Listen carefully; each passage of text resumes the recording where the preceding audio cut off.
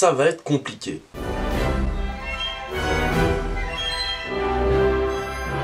Bonjour, bonsoir à tous et bienvenue dans Réaction. Aujourd'hui nous allons parler du dernier film des studios d'animation Pixar, à savoir Toy Story 4. Mais avant ça, petit retour en arrière sur les 3 premiers films, histoire de savoir où on va. Comme beaucoup de personnes nées dans les années 90, j'ai connu Toy Story durant mon enfance, et forcément, ça m'a marqué.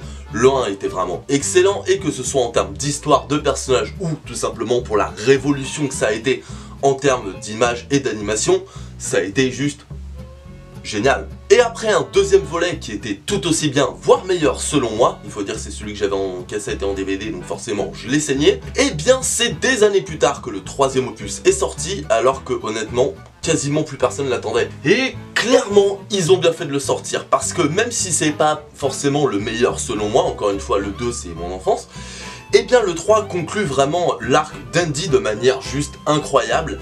Et pour nous qui avons été à la place d'Andy dans les années 90, genre il avait 8 ans quand on avait 8 ans, même sinon moi j'étais né quand il avait 8 ans, mais tu vois ce que je veux dire, et bien c'était juste tout simplement incroyable. Bref, 3 films excellents avec une conclusion qui était à la fois belle et logique. Et ce fut d'une manière encore plus surprenante que Pixar annonça tranquillou qu'ils allaient sortir un Toy Story 4. D'ailleurs Toy Story 4, de quoi ça parle? Après avoir été les jouets d'Andy pendant des années, Woody et ses potes sont finalement devenus les jouets d'une petite fille appelée Bonnie. Tout se passe bien dans le meilleur des mondes, à part pour Woody qui a un peu du mal à trouver sa place. Jusqu'à ce qu'il trouve une nouvelle raison d'être avec Fourchette, une cuillère, non une fourchette connard, créée par Bonnie alors qu'elle était en classe d'introduction de maternelle. Et comme d'habitude dans Toy Story, il va y avoir un problème et Woody va partir à la recherche de Fourchette. Ce qui amènera de nombreuses péripéties et donc voilà le synopsis grosso modo. Alors qu'on se mette d'accord tout de suite, le film dans sa globalité est vraiment très bon. Et si vous hésitiez à le voir en salle, je ne peux que vous conseiller de le faire juste pour le visuel, c'est vraiment magnifique.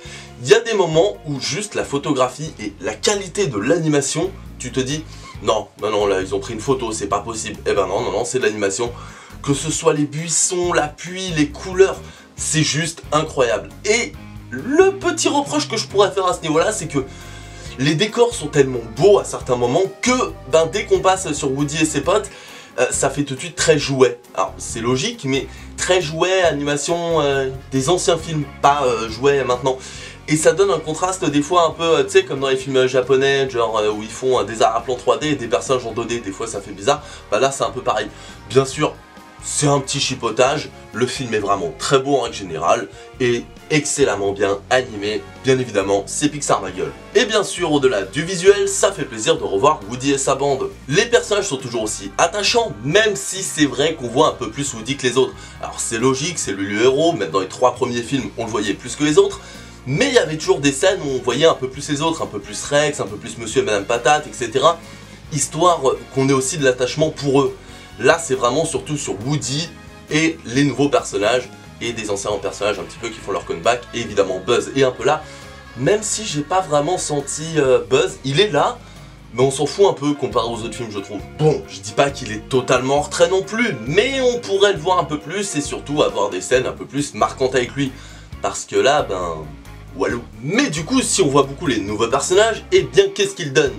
Et bien en ce qui concerne Fourchette, qui est quand même le nouveau personnage qu'on nous a quand même un peu teasé, tu vois, dans les bandes annonces, les affiches, tout ça, et bien Fourchette, je le trouve assez sympathique en soi. En gros, c'est une fourchette qui est faite à partir de déchets et qui se dit je suis un déchet, je suis un déchet. Alors, la blague est un peu saoulante à force au début, ça fait très running gag, mais je le trouve assez mal équilibré le running gag, mais sinon le personnage est très sympathique et j'aime beaucoup ses thématiques. Par contre, ils expédient très vite les thématiques de Fourchette dans le film. Je déconne même pas, je crois que ces thématiques en mode non je suis un déchet, je suis pas un jouet, tout ça, est expédié limite dès le premier arc, dès la première partie du film. Et après il est toujours présent, mais plus en tant que gag qu'autre chose, il n'a plus de vraie importance thématique dans l'histoire, toujours scénaristique mais pas forcément thématique. Et pour ce qui est des nouveaux personnages, nous avons aussi les 2 comic relief qui sont Jamel et son pote qui a fait Taxi 5 dont j'ai oublié le nom, qui sont les 2 peluches qu'on a vu dans l'une des bandes annonces. Alors au début j'ai eu très peur dans le sens où je me dis ok ça va être ce genre de personnages là qui font des blagues tout le temps, ça va me saouler. Et au final, non, ça va, c'est bien équilibré, ils en font de temps en temps, mais pas trop. Et d'ailleurs, il y a une scène avec eux qui m'a fait beaucoup rire quand ils veulent choper une clé. Voilà, je spoil pas, mais le running gag du truc était très drôle. Et d'ailleurs, il y a une petite fille qui s'est retournée tellement je rigolais en mode vas-y, ferme ta gueule, toi. Donc désolé à toi petite. Alors sinon il y a aussi quelques autres personnages qui arrivent, mais c'est un peu comme Barbie dans le 3 ou certains autres, on s'en fout un peu, genre l'espèce de motard cascadeur canadien, il est marrant mais rien de spécial, et l'espèce de petite figurine là vous savez dans l'espèce de boîte de coquillage qu'on avait quand on était petit, espèce de policière à la con. C'est des personnages sympathiques mais qui n'ont pas grand intérêt dans le film, on s'en fout un peu, c'est tant mieux qu'ils soient là, ça rajoute un petit truc, voilà quoi. Mais voilà, Osef, sympathique mais Osef, plutôt Osef mais sympathique. Et en ce qui concerne l'antagoniste, qui est une poupée des années 50, un peu comme Woody et ses sbires, alors les sbires sont flippants pour les enfants. Moi j'avais quasiment que des enfants dans ma salle et il y en a même qui ont pleuré.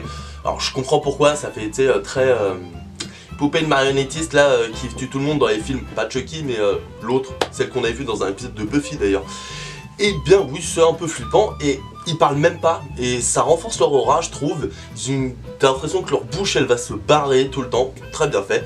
Et la méchante, elle est très bien amenée. Alors il y a un petit côté Monsieur Nounours ou dans le Toy Story 3 ou le pionnier de Toy Story 2 en mode c'est une méchante mais pas vraiment, mais avec beaucoup moins le côté méchant. Tu vois, c'est pas des gentils qui sont devenus méchants pour de mauvaises raisons, là c'est vraiment elle est gentille mais elle est prête à tout sacrifier pour ce qu'elle veut et c'est un personnage vachement intéressant dans l'œuvre je trouve. Ça fait plaisir de voir un personnage pas en mode je suis passé du côté obscur à la Dark Vador biatch, non c'est vraiment je sais ce que je fais dégueulasse mais je ferai tout ce que je peux et tu la plains vraiment. Comparé au pionnier par exemple au Nounours où tu te disais ouais je te comprends mec mais tu fais de la merde là, t'es un connard, elle tu la plains vraiment, elle fait des choses un peu horribles mais je sais pas, la manière de présenter le personnage n'est pas du tout la même. Mais bien sûr le personnage où tout le monde a été surpris de la voir et que personne n'attendait de revoir dans cette saga, c'est bien sûr la bergère. Et clairement il y a eu une grosse évolution en termes de personnage. Là avant où elle était vraiment la poupée de porcelaine, que ce soit dans le physique ou dans la personnalité, elle est devenue plus rebelle, c'est vraiment un personnage de femme forte casse-couille. Et que ce soit ses thématiques, sa personnalité ou ses relations avec les autres personnages, tout est réussi à son sujet, donc ça fait très plaisir de la revoir. Et franchement je pensais vraiment pas qu'ils allaient faire ça avec elle quand elle a disparu de Toy Story. Donc c'est cool. Toy Story 4, c'est vraiment un film très touchant avec une bonne histoire, des bons personnages, des thématiques et des morales très bonnes, comme d'habitude dans cette saga. Et franchement, allez le voir. Mais quand je dis que Toy Story 4 est bon, je parle de Toy Story 4 en lui-même. Et il y a une question qu'on peut légitimement se poser, c'est est-ce que ça valait le coup de refaire un quatrième film? Parce que les trois se suffisaient en eux-mêmes, et franchement la fin du 3 était parfaite en elle-même. Et quand on a eu l'annonce de Toy Story 4, on s'est tous dit putain de merde ils vont vraiment faire ça, mais la fin était parfaite, pourquoi ils gâchent tout? Enfin on avait peur que ça gâche quoi, enfin moi perso j'avais peur en tout cas. Donc est-ce que c'est le cas, est-ce qu'ils ont tout gâché ou pas? On va voir ça maintenant. Et vous vous en doutez, on va spoiler à balle, donc les personnes qui n'ont pas vu le film et qui veulent garder la surprise, je vous dis au revoir maintenant, donc n'hésitez pas à liker, vous abonner à la chaîne, tout ça, partager, allez passer une belle journée, ça serait votre passant, tout ça, ouais. Allez, pour les autres, on passe à la suite. Alors bien sûr, ce qui fait bizarre, c'est qu'il n'y a plus Andy, personnage comme j'ai dit auquel on s'était attaché, même identifié quand on était enfant, et là c'est une petite fille de 5 ans, donc ouais, rien à voir quoi. Et c'est pas dérangeant en soi, je veux dire, il faut bien pour une nouvelle génération, tout ça. Mais du coup, là où Andy nous apportait certaines thématiques, comme prendre soin de ses jouets, faire attention, passer à la vie adulte, tout ça, surtout dans le 3 d'ailleurs, où il apportait vraiment des thématiques, et bien là, avec Bonnie, on a les thématiques pour les enfants, ça c'est sûr, c'est très bien, genre aller à la maternelle, tout ça. Et encore, je trouve que c'est pas assez exploité, le truc d'aller à la maternelle, c'est vraiment plus une excuse scénaristique qu'autre chose. Moi, au début, quand j'ai vu qu'elle allait à la maternelle, je me suis fait, ah bah tiens, c'est cool, on va voir en mode Bonnie grandir, enfin pas vraiment grandir en mode Andy, mais en mode, ah, elle va vaincre ses peurs d'aller à la maternelle et tout. Et en gros, sa solution, c'est de créer un truc. Alors c'est cool de créer, y a pas de souci. Mais ça va pas plus loin, et ça c'est dommage. Donc pour l'identification, on pouvait quand même craindre quelque chose. Sauf que, comme je l'ai dit aussi, dans le film, on suit beaucoup Woody, personnage pour lequel on s'identifie aussi beaucoup. Et dans les 3 premiers films, plus qu'Andy, c'est souvent lui qui amène les morales. Et ça ne fait pas exception dans celui-là, bien au contraire. Alors, pour le fait que Woody quitte enfin Bonnie, quitte enfin les enfants et fasse sa propre vie et devient un peu plus égoïste, en tout cas pense plus à soi, tu le vois venir dès que la bergère arrive. C'est bon, c'est plié, tu fais ah ok, il y a la bergère, elle est indépendante, tout ça, il a hésité à aller avec elle, mais Andy avait besoin de lui, mais il l'a pas fait avant, et là elle est là, seconde chance, tout ça, c'est plié. Mais est-ce que la thématique est bonne en soi? Eh bien moi je trouve qu'elle est excellente. Parce que là où la morale d'Andy nous disait de laisser le passé derrière soi sans pour autant l'oublier, celle de Woody nous dit de vivre sa propre voie. Que ce soit dans le 1, le 2 ou le 3, Woody a toujours été omnibulé par ses enfants. que ce soit Andy ou Bonnie. Et là, il arrive enfin à être lui-même, à penser à lui, et c'est une très bonne morale, je trouve. Et en fait, quand tu vois le film, ça fait même totalement sens avec les 3 premiers Toy Story, en mode, ouais, en fait, Woody, il a jamais été, pas heureux, mais il a jamais été lui-même à 100%. Il a toujours fait tout en fonction d'Andy dans les 3 premiers, et Bonnie dans le 4ème. Et ça lui a même foutu la merde. Dans le 1, il était ultra jaloux et possessif. Dans le 2, il a tout fait pour aller avec Andy, même s'il savait que Andy allait grandir et tout. Et dans le 3, ben, il y a le déchirement de la séparation, limite relation amoureuse, du deuil, de ce que tu veux. Et là, il est enfin lui-même. Et franchement, bah, je m'y attendais pas avant la sortie du 4. Bon, comme je te dis, dans le film, c'était plié. Hein, tu te dis, ouais, d'accord, ok, c'est bon, ça va le faire. Mais en plus, c'est une très bonne idée pour finir l'arc de Woody. Parce qu'on n'avait pas pensé à finir l'arc de Woody au final quand on y pense. Enfin c'est vrai, même s'il apprend des trucs dans les 3 premiers films, ben c'est vraiment avec ce 4ème que Woody finit son arc. Et franchement ça fait plaisir, et c'est même pas mal émouvant. Et vraiment la thématique globale du film c'est vraiment ça, se libérer de ses propres emprises, trouver sa propre voie, et ne pas faire ce qu'on croyait être juste forcément, et rester dans sa route. Tu vois, il y a d'autres routes, et ben tu peux prendre d'autres routes. Pourquoi je m'énerve ? Je ne sais pas. Et ça, bien évidemment, tu le vois avec Woody, mais aussi avec la bergère, qui à la base était une lampe, et qui au final a trouvé son indépendance, et kiffe même en étant un jouet perdu, comme il l'appelle. Tu le vois avec la fourchette, qui était un déchet, et qui voulait absolument rester un déchet. D'ailleurs, c'est ça, genre, une issue dans la poubelle, au bout d'un moment on a compris, mais bon, je pense que pour les enfants, c'est cool. Et bien, avec la fourchette, ouais, il y a le côté, je deviens un jouet, et donc... T'étais un déchet à la base, tu croyais que t'allais passer ta vie comme étant un déchet, eh ben non, t'as été recyclé en mode jouet, d'ailleurs le recyclage c'est cool, faites-le. Il y a aussi ça, évidemment, avec la poupée des années 50, dont j'ai oublié le nom, qui à la base voulait le disque de Woody, d'ailleurs c'était assez cool, même si j'aurais bien aimé que ce soit un peu plus gore, entre guillemets, tu vois, en mode... parce que là tu passes de Woody qui accepte de manière, bon bah d'accord, de toute façon, tant que tu me rends fourchette, le plus important c'est fourchette, à au final, ah bah fin de l'opération ma gueule, j'aurais bien aimé qu'il y ait soit plus brutal, tu vois, que tu te dises merde, il a perdu sa ficelle quoi, Woody, c'est quand même un truc ultra important, c'est quand même quelque chose qu'on a vu dans les 3 premiers Toy Story, quelque chose qui faisait Woody d'une certaine manière, tu vois, comme Jack Sparrow et son chapeau, je sais pas, fais ce que tu veux.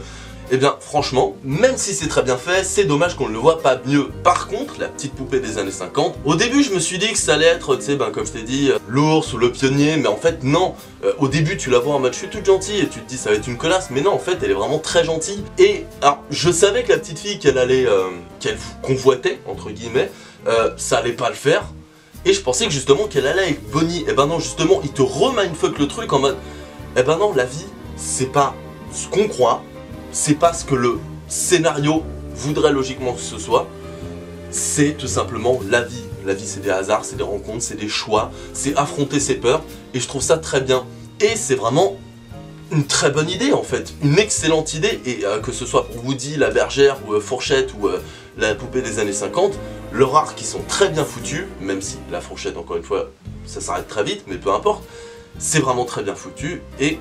ça marche tout simplement. Par contre, là où c'est encore une fois logique qu'on ne voit pas assez les anciens personnages, c'est là où ça devient dommageable, parce que Woody qui quitte ses potes et son enfant, bon déjà émotionnellement c'est fort, mais il dit au revoir à tous ses potes, et comme tu les as pas vus beaucoup dans le film, bah t'as que tes souvenirs des 3 premiers Toy Story pour te rappeler que oh putain merde, il va quitter Zigzag, il va quitter la voiture, il va quitter Buzz, non. Et à part Buzz que tu vois un peu plus dans le film mais qui fait un peu office de personnage tertiaire, même comparé aux peluches ou à plein d'autres persos je trouve, ben quand ils se disent au revoir, Woody et Buzz, t'as un petit truc mais tu te dis ouais ça aurait pu aller encore plus loin, ça aurait pu être vraiment... Alors personnellement j'avais la boule là, tu sais, j'étais en mode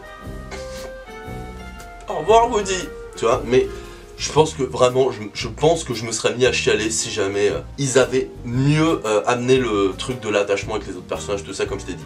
Bref. Pour conclure, je pense que ça valait le coup de faire un Toy Story 4. Mais je n'oublie pas qu'il y a certains points qui ont été mal amenés. Comme avec certains personnages, comme Fourchette, ou les anciens personnages qu'on n'a pas assez mis en avant je trouve. L'idée était là, la thématique était là, le film marche très bien en soi. Mais pour moi, il n'est pas à la hauteur... du 3ème en tant que conclusion en tout cas. Il n'est vraiment pas à la hauteur du 3ème en tant que conclusion, selon moi. Et c'est dommageable.